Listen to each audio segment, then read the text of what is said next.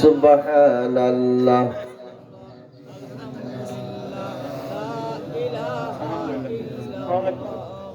লা ইলাহা ইল্লাল্লাহু মুহাম্মাদুর রাসূলুল্লাহ।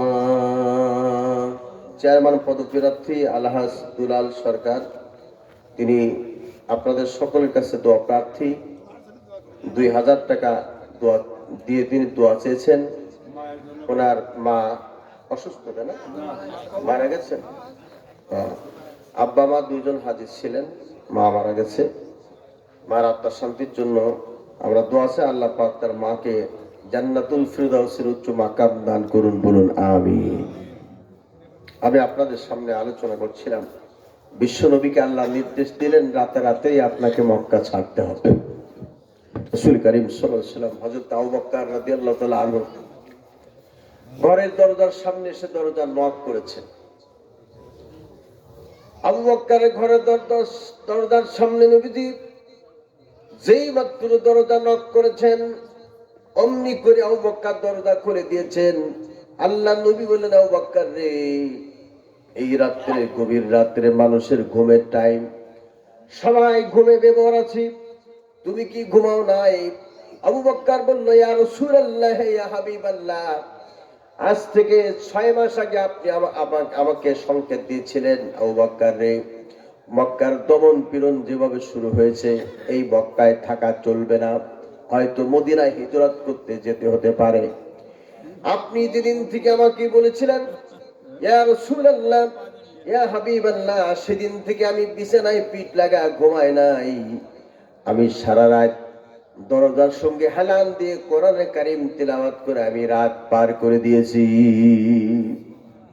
আল্লাহ নবী বললেন, আবু বকর এখন কি করতে হবে? আবু বকর বললেন, ইয়া রাসূলুল্লাহ, ইয়া হাবিবাল্লাহ, সামনের দরজা দিয়ে বের হওয়া সম্ভব নাই, পিছনের দরজা খুলে রেখেছি, আপনার জন্য একটা উট নিয়ে আমি আগে থেকে পেলে রেখেছি। বিশ্বনবী আবু বকরকে সাথে নিয়ে আর রাস্তা দেখালেন আবু আব্দুল্লাহ আরিকাত।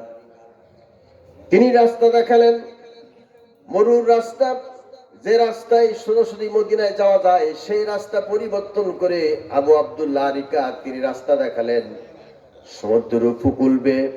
বিশ্বনবী মক্কা ছেড়ে মদিনার দিকে যখন যাচ্ছেন, মক্কার সীমানা যখন পার হতে যাচ্ছেন, তখন ঠিক মক্কার বর্ডারে, অর্থাৎ মদিনার মক্কার সীমানার মাঝখানে যখন তিনি গেলেন, তখন এই মক্কার দিকে তাকায় রাসূল চোখের পানি ছাড় দিয়ে কাঁদছেন আর বলছেন, আল্লাহ গো, এই মক্কায় আমার জন্ম হয়েছে, এই মক্কার মাটিতে ধুলাবালি নিয়ে খেলা করতাম, এই মক্কার কাফেররা আমাকে থাকতে দিল না, তুমি আমাকে নির্দেশ দিয়েছো।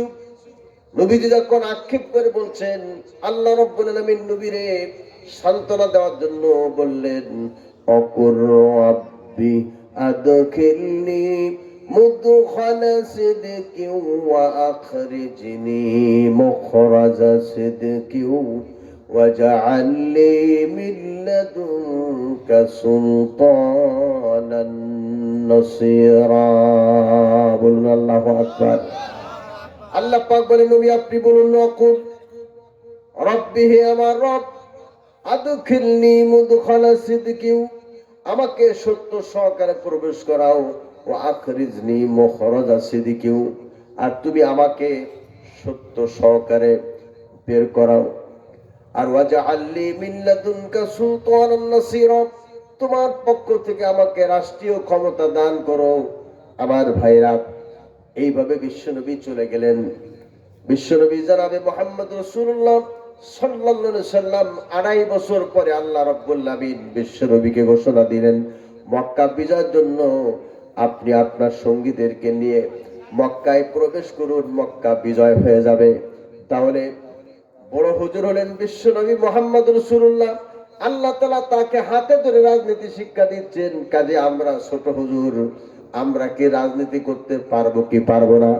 বড় হুজুর রাজনীতি করতে পারলে ছোট হুজুর কেন রাজনীতি করবেন না? ওই রাজনীতি, যে রাজনীতি আল্লাহ রসুলকে শিক্ষা দিয়েছেন, সেই রাজনীতি আল্লাহর জমিনে দিন কায়েমের জন্য, আল্লাহর জমিনে আল্লাহর কোরআনের রাজ কায়েম করার জন্য আল্লাহর জমিনে আল্লাহ তাআলা হুকুম চালু করার জন্য নামাজ যেমন ফরজ, রোজা যেমন ফরজ, হজ যেমন ফরজ, পর্দা যেমন ফরজ, আল্লাহ জমিনে দিন কায়েম করা নামাজ রোজা পর্দার মতো একই রকম ফরজ।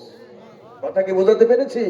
তাহলে আমার ভাইরা, কোরআনের মধ্যে সবকিছু আছে।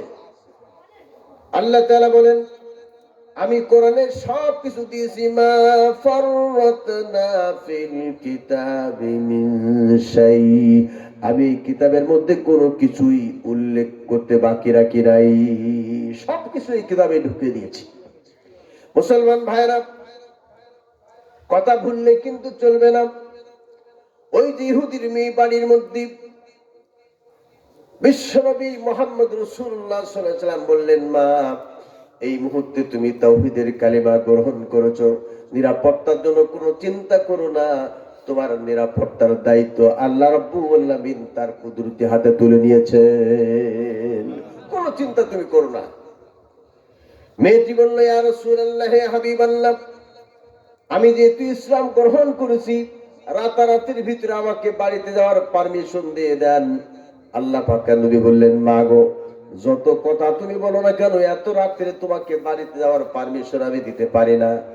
কারণ মরুভূমির মাঝ প্রান্তে বড় ভয়ঙ্কর জায়গা, ওখানে গেলে পরে মানব রূপী শয়তান আছে, জিন আর অন্যান্য হিংস্র প্রাণী আছে, তোমার উপরে আক্রমণ করতে পারে, তোমার সম্ভ্রম হানি হতে পারে।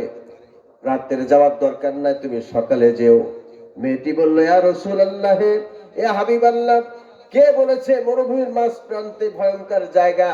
আমি যখন ইসলাম কবুল করার জন্য আমার বাড়ি থেকে আপনার হুজরার দিকে আসছিলাম, ঠিক মরুভূমির মাঝ প্রান্তে যখন আসলাম, ওই জায়গায় আসার পরে আমার মনের মধ্যে একটু ভয় আর আতঙ্ক বিরাজ করছিল।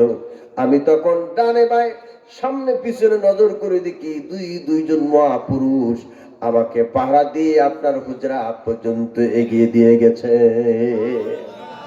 আল্লাহ নবী বললেন, মা গো, তোমাকে যারা পাহাড় দিয়া আমার হুজরা পর্যন্ত এগিয়ে দিয়ে গেছে, তুমি কি ইতিপূর্বে তাদের কখনো দেখেছো নাকি? মেয়েটা বলল, ইয়া রাসূলুল্লাহ, ইয়া হাবিবাল্লাহ, আমি জীবনে কত উঁচু লম্বা মানুষ দেখেছি, তবে এত বড় উঁচু লম্বা মানুষ আমি কখনো দেখি নাই। আমার মনে হলো যেন তাদের পা দুটি জমিনে আর মাথা হলো আসমানে। আল্লাহ নবী বললেন, মা গো, তুমি যাদেরকে মানুষ বলে মনে মনে ভাবছো, ওরা তো দুনিয়ার কোনো মানুষ নয়। ইসলাম গ্রহণ করতে আসছে বলে আল্লাহ রাব্বুল আলামিন আসমান থেকে দুইজন ফেরেশতা পাঠায় দিয়া তোমাকে নিরাপত্তা দিয়া আমার হুজরা পর্যন্ত এগিয়ে দিয়ে গেছে। আমার ভাইয়েরা, এই জন্য মুসলমানদের নিরাপত্তার জন্য দুনিয়ার কোন মানুষের দরকার নাই, মুসলমানের নিরাপত্তার জন্য আছেন একমাত্র কে? আরো জোরে বলেন, কে আছে? ইহুদির মেয়ে কালিমা গ্রহণ করার পরে নবী বললেন, মা গো, এত কথা যখন তুমি শোনালে, আমি তোমাকে রাত্রে যেতে নিষেধ করব না, কারণ তুমি ইসলাম গ্রহণ করতে আসার পথে যদি দুইজন ফেরেশতা পাহারা দিতে পারে, ইসলাম গ্রহণ করার কারণে আল্লাহ রাব্বুল আলামিন আসমান থেকে 1000 ফেরেশতার কাফেলা পাঠাই দেয়া তোমাকে পাহারা দেয়া তোমার বাড়ি পর্যন্ত পৌঁছায় দিবে। আল্লাহ নবী বললেন, মা গো, বাড়ি যাওয়ার আগে আমি তোমাকে কিছু তালিম দিচ্ছি। যারা হক্কানি পীর, তারা তাদের মুরিদদেরকে তালিম দেয়, সকাল সন্ধ্যা জিকির করো, হালাল রুজি ভক্ষণ করো, ওজনে কম দিও না, জমির আল ঠেলো না, পর্দা লঙ্ঘন করো না, স্ত্রীকে পর্দায় রাখো, ছেলে মেয়েকে ইসলাম শিক্ষা দাও। কথা বলে না কেন? এইগুলি হক্কানি পীররা তারা সবক দিয়ে দেয়। আল্লাহ নবী বিশ্ব নবী তো কোনো পীর নয়, তিনি হলেন আল্লাহর পক্ষ থেকে মনোনীত নবী, আল্লাহর পক্ষ থেকে মনোনীত পয়গম্বর। তার দায়িত্ব হচ্ছে গোটা জাতিকে আল্লাহর সঙ্গে পরিচয় করিয়ে দেওয়া, ঠিক কিনা আমার ভাইরা?